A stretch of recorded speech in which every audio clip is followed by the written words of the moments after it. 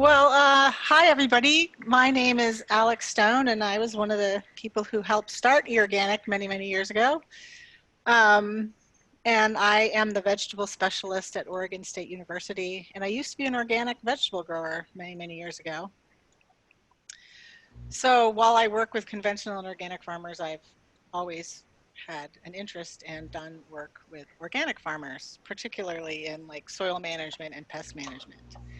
I also just want to mention that at OSU, we started an online undergraduate certificate program in organic farming systems. And so some of the content that you're going to hear about today was developed for my insect and disease management course. So there is sort of a bias towards pest management in here. And some of the notes on the slides are from that course. At any rate, what I want to talk about today is how do you go find science and practice-based organic management information? So that's the topic I'm addressing. So if you read eOrganic's instructions for authors, which I know all of you have or will do, eOrganic content is derived from research conducted in organic systems, which when we started 10 or 11 years ago with eOrganic, there wasn't very much of that, but now there's actually quite a lot. We've come a long way in the last 10 years.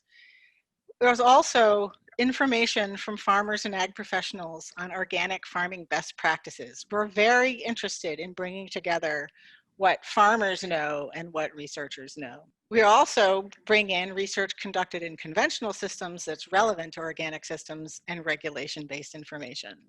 And all content must be compliant with the National Organic Program regulations.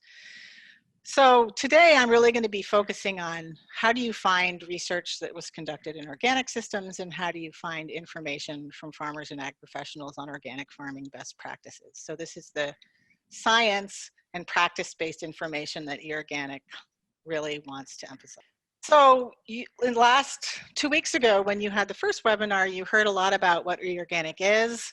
So eOrganic is a really good place to go because A, the information is all organic and has been reviewed for compliance with the National Organic Program.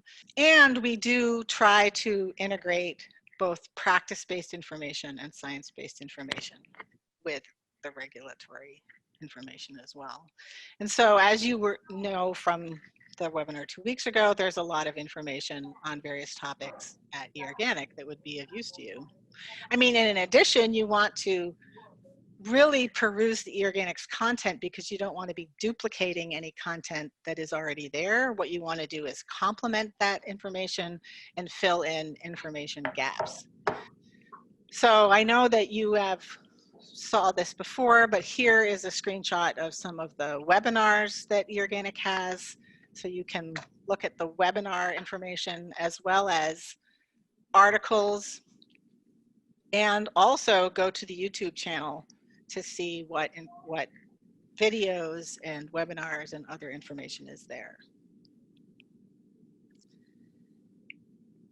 One aspect, and I'm not sure if this was covered 2 weeks ago, is that at eOrganic also, at eOrganic.info, which is the sort of eOrganic behind the scenes site, there are a bunch of integrated research and extension projects, largely funded by OREI or ORG, and I'll tell you a little bit more about those in a minute, that are multi-state, typically multi-state research projects that have chosen to have websites hosted by eOrganic because then all the people in the project have access to working to that information on the website. If you, for example, at Oregon State University, if you have a website, typically people from other universities and farmers couldn't come in and manage the content on that website. So having the content at eOrganic makes it more democratic. So if you, here is an example of one of those websites. This is an OREI project on organic management of spotted wing Drosophila. If you go to the resources page, they list their publications there, some of which you might not otherwise know about. You can see who is doing what and contact them individually if you want to know more. So these websites can be a great place to go find out about organic research and extension information. So I'm first going to talk about searching for published information, journal articles. And many of you as graduate students probably already know how to do this, and I'm not going to spend much time on it. I do encourage you, if you're not familiar with looking for journal articles, to go ask a librarian at your library and access their how-to guides to get more information, because searching is sort of a moving target. There's always new ways to search. There's Google Scholar, which changes a lot all the time. So to be completely up to date on the best ways to find different pieces of information, I do encourage you to go to the library and ask for help. I just wanted to point out, I typically use Web of Science. This is the OSU library website here. And you put in various search terms. And one of the things that's great about some of these new databases is that when you do find an article, you can both see what articles they cited. So here there's 179 references from the past before this article was published. And then you can also see forward in time. So who actually cited this article, and that can help you really cover the whole history of work on a particular topic. But again, as you see at the bottom of this slide, I would really go get training from a librarian and tell them exactly what you're trying to do and have them help you, because there are a lot of new ways to work and find things online, and old farts like me are probably not the best people to be helping you be as up to date as possible. But now I want to talk about places that are not published journal articles. One of the limits to looking only at peer refereed journal article publications is that a lot of times much work that's done does not get published, and a lot of negative data doesn't get published. So one of the things to do is to try to access information that wasn't published, and one of the goals might be to find out what people have tried that hasn't worked, because that's as important as what has worked, especially if you're working towards finding new answers to questions. So a good place to find organic, specifically organic information, is by looking at the projects that have been funded by the NIFA, the National Institute of Food and Agriculture's Organic Research and Extension Initiative. This is the largest NIFA organic funding program, and has been in place for, I believe, about 20 years. So you can go to NIFA's website. Here is the landing page, and then you can go look at the list of projects, and they list every single project they've ever funded, and then you can go click on either the brief summary or the full summary of that project to find out more about it. One of the limitations of NIFA's reporting, what they require of PIs in terms of reporting on their action, on the outcomes of their work, is that they are not very good at asking for complete information. So sometimes people write extensively about the outcomes of their project, and some people write very briefly about the outcomes of their project. It'll vary from project to project. But you can always then search for publications by looking for the PIs of the project, and often they do list their publications in there on this website. The other organic program in NIFA is the Organic Transitions Program. It's a slightly smaller program, but also this is another good place to go look for research projects and try to find out what they've learned here. If you want to try to search through all of government grants, you can go to the Kris Database, which is the current research information system, and use their mind-numbing search system to try to find other grants. But this way you can find work that's being done through ARS, various national ag research working groups, and a lot of other type of work that's typically pretty hard to find. So that is another possibility. So SARE is another great place to find various types of information. SARE has been around, I believe, for about 30 years. It's a sustainable agriculture research and education program that is a federally funded program. SARE is not explicitly organic, so you have to be paying attention to the information to make sure that it is applicable to organic farms, but they're pretty good about being transparent about that. SARE has done, also similar to eOrganic, has a very strong commitment to integrating science and practice-based information and trying to really emphasize the experience and expertise of farmers.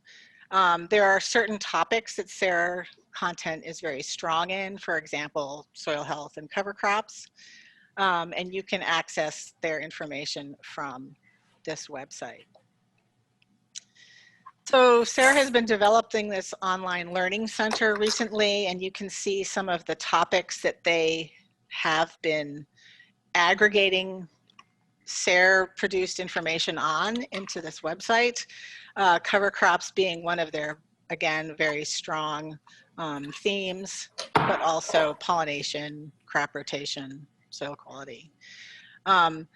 SARE's content is really targeted primarily to farmers and practitioners, although I, as in extension and in research, do use their materials also.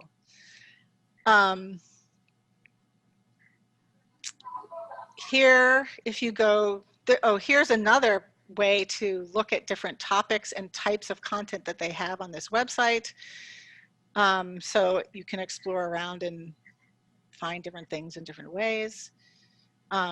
Here is their cover crops landing page. And so there is information here on a variety of aspects of cover cropping. So if you are working on cover crops or interested in writing about cover crops, this is really a great place to start. I hadn't noticed this until I was looking at this website the other day, that they have an image library for cover crops and a few other topics. And they have some beautiful photos that might be useful to use in an eOrganic article. They also have some videos of farmers talking about their use of cover crops.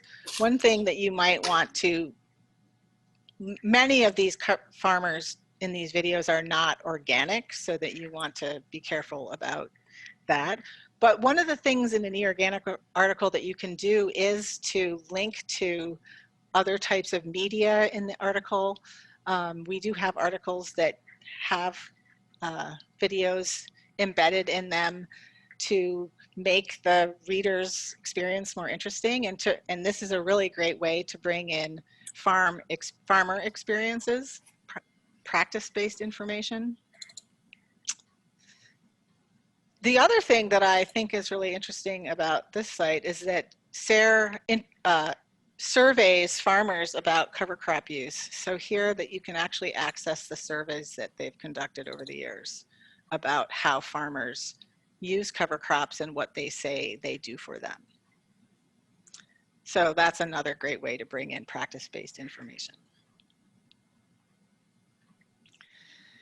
So SARE has published some really foundational works on different aspects of sustainable agriculture. Managing Cover Crops Profitably is a book that I've used for many years and I use in my teaching. I also consult it as a farmer and as an extension professional.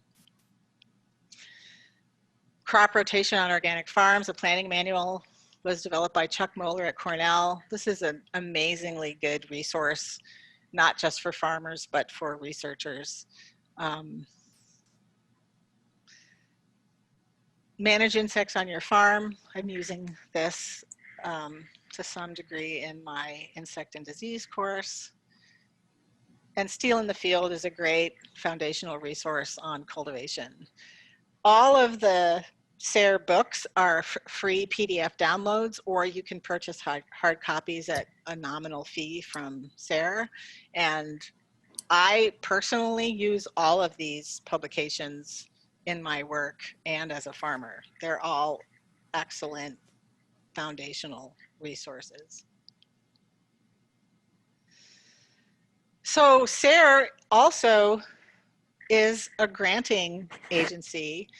They have funded research and extension projects for 30 years. They have a great searchable database here. It's a little bit hard to figure out initially how to search. You actually type in project reports, you type keywords into this box right here, which was not apparent to me when I first started using it.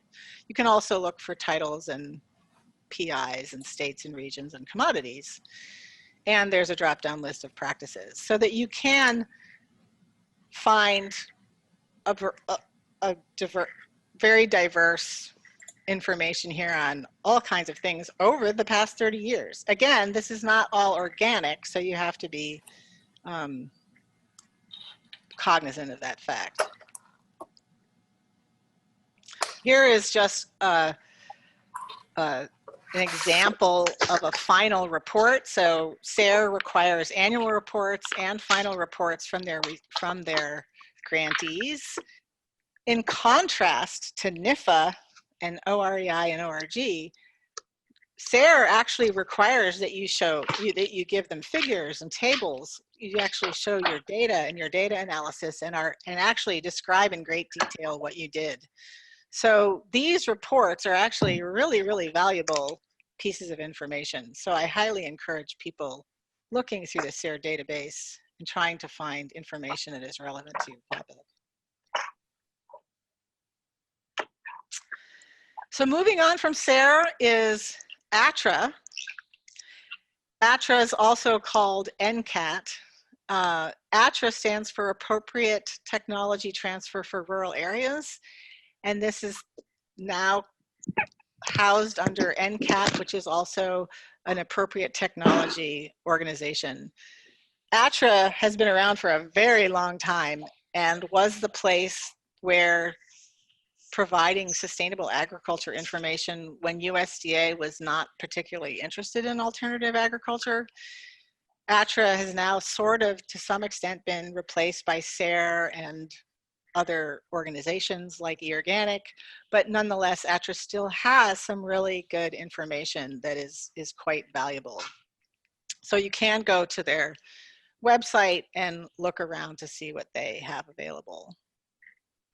Here are some examples of some of their information that is related to organic management. A lot of their stuff is free. Some of it they charge a small fee for. They do have some really, really good publications. This organic apple production guide is an example of that. It's one of the authors is Guy Ames, who is is a master's in horticulture.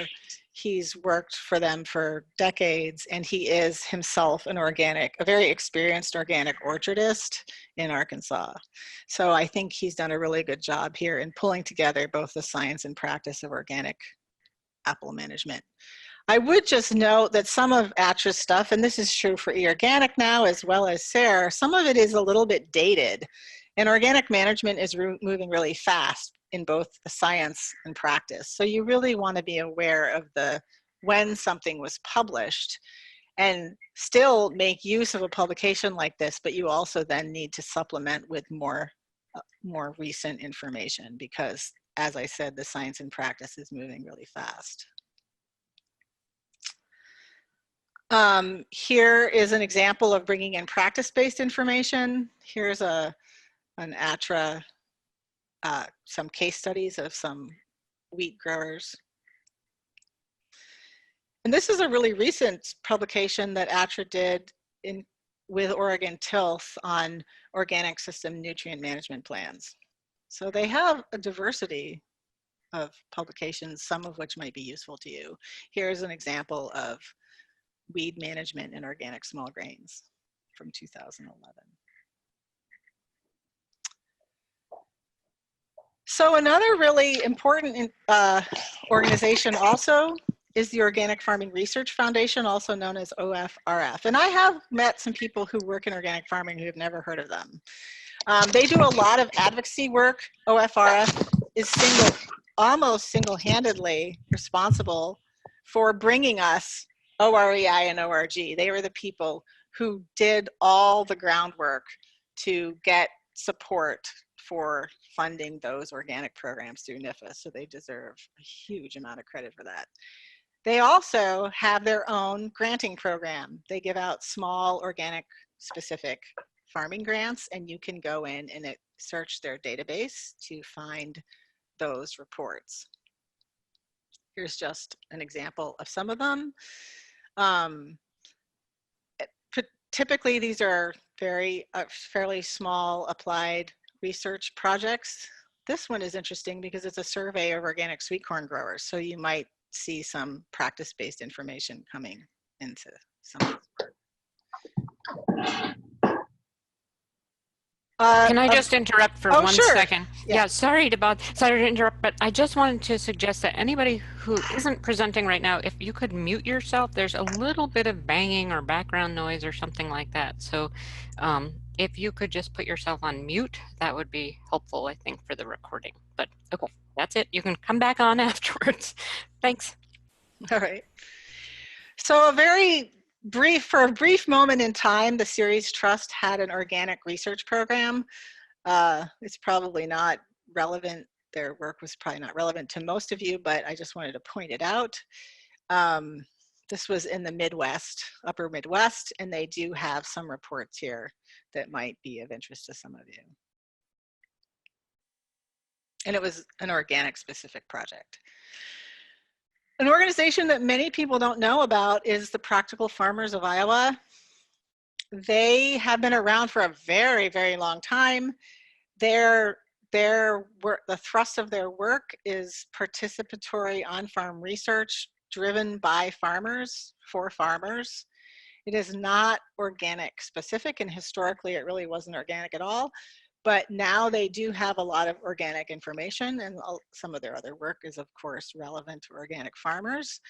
They have blogs, a Farminar series, which is essentially a webinars. I love that, Farminars, and podcasts and some publications and research reports. So this is a place that actually has some really interesting things. So I actually use this webinar, the Pest and Disease Management for Organic Apple Production, in my pest management course. It's an amazingly detailed description of an experienced organic orchardist in the upper Midwest, which has a lot of pests and diseases in orchard systems. This I haven't watched yet, but it's a webinar given by this woman I know, Beth Kasmer, who got her master's at University of Wisconsin when I was there many years ago, who's an organic vegetable grower in Wisconsin, and her husband is a very experienced vegetable grower. And so I would imagine that this is an excellent webinar, and I probably will start using that in my class. But they have a whole diversity of topics, and they do emphasize farmer experiences. So this is a great place to get that practice-based information. And again, their research is done by farmers. So here they have their research reports that you can look at, and they have blogs, and they really have this is a very strong place to get practice-based information that is also science-based. So a place that I don't think most people think of to go get organic research-based information are commodity commissions or research boards, but there are a lot of them around the country, and two things have changed over the last 5 years or so. One is that especially for crops that have a strong organic market, like apples in Washington State or strawberries in California. They they're doing a lot of organic research. So this is a place to think about going for organic research-based information. The other thing that's changed over the last 5 to 10 years is that they are now putting their research reports online and have searchable databases, which was not true in the past. So I do recommend that you check some of these out. Here are a list of the California commodity boards and their websites. Here's an example of the Strawberry Commission, and I basically did a little search for organic, and there's a lot of organic work being done in the Strawberry Commissions. This is another great place to find negative data also, because as I said before, often people don't publish negative data, but it's really important to know what hasn't worked and how they approached, what the materials and methods were in that case. So the commission reports, which are submitted annually and are very complete, are a really good place to find negative data, as well as positive data. Here's the California Almond Board, also searching for organic. Actually, a lot of organic matter things came up, but they do have organic research in almonds as well. I've historically looked through the Washington Tree Fruit Research Commission. They have had a lot of online information for a long time, and they do a lot of organic work because organic apples in Washington are a huge industry. Unfortunately, their database is down right now, but when it's been up in the past, you can find just a lot of information about beneficial insects, organic inputs, systems management of organic orchards. Something that we have at OSU, and I don't know how common this is at other universities, are what we call our Agricultural Research Foundation. Just recently, they have started putting the project reports online, and it's very hard to find anything in here. I'm sure that will improve in the future, but this is another thing to look for, would be university research foundations. I wanted to point out a few places to find inputs information. Efficacy of organic inputs, which would be like herbicides and fungicides and insecticides, can be really hard to find. And often some of that information isn't very good either, but I wanted to point out a few places where you might find some. And commodity commissions are a good place to go for that as well as journal articles, obviously. But this is the Plant Disease Management Reports Journal is American Phytopathological Society publication that a lot of people don't know about. They publish essentially pesticide reports.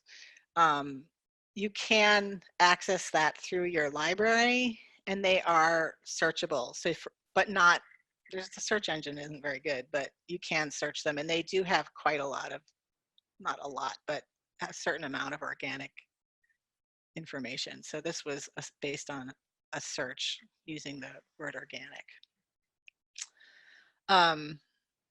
Arthropod management tests is the sort of entomological version of PDMR. And there are, and so you can, this is actually publicly available from their website, the Entomological Society of America. And you can search for particular inputs, like this is a search on Azera. So these are good places to look if you're working with inputs specifically. I also did just want to mention that if you are including inputs work in your article, you should read this article and reference this article in your article, This walks you through how to determine if you can use an input on a farm. If you're working with disease management inputs, here's a disease management specific article related to that. And then also, I just wanted to point out, when you're looking, if you're working on inputs, to familiarize yourself with the Organic Materials Review Institute website that you see here that has a lot of search potential, has a good search system, as well as the Washington State Department of Ag list of approved materials. You actually, this one, you actually download a document instead of having an online search. And then last but not least, you know, we do integrate regulation-based information, and all of your eOrganic article information has to be compliant with the National Organic Program. eOrganic can help you with that. Oftentimes researchers do come to eOrganic with questions about what is and isn't allowed by the NOP. But here is the website that basically gives you that information straight from the source, the National Organic Program website. So as you do your work, we'd like to know where you go to find the information that you're putting into your article. And also, please let us know, and me know, what resources have I missed. There's a lot of sources of information out there and it's hard to keep up. So I'd be very interested in knowing what you find out.